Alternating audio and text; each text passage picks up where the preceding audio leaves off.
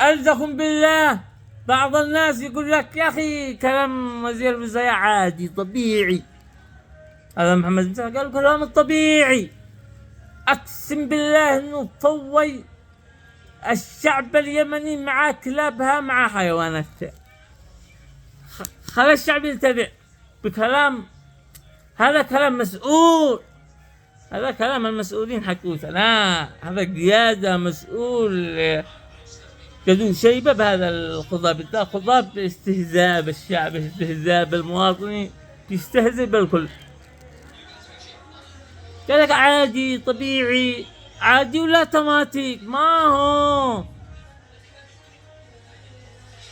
كنا وصلوا لهم الكلام جميع المسؤولين. اقسم بالله العظيم الذي خلق السبع السماوات والارض ان جميع المسؤولين هم يخدمون المواطن، مش يستهزئوا بالمواطن ولا يفهموا كيضوا بل يزحقوا. جميع المسؤولين يخدم المواطن، في خدمة المواطن فقط، ما يستهزئ بالمواطن. ماشي، مش احنا قابلين ولا راضين لهذا الحاجة.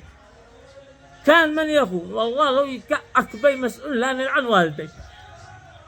يحترم نفسه. كل المسؤولين والقيادات احترموا نفسكم نحترمكم. انتم بتاكلوا من خيرنا، من خيرنا احنا بنشكي على المسؤولين والدولة. احنا احمد الله. اقسم بالله ما قد فيش في العالم نفس ما اليمنيين يشكوا على الدولة حقهم. جميع الاحزاب كلهم سواء.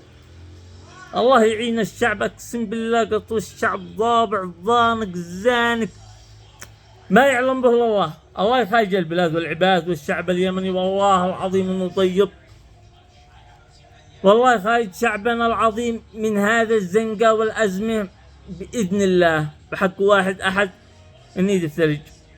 وتحياتي لكم يا أسود.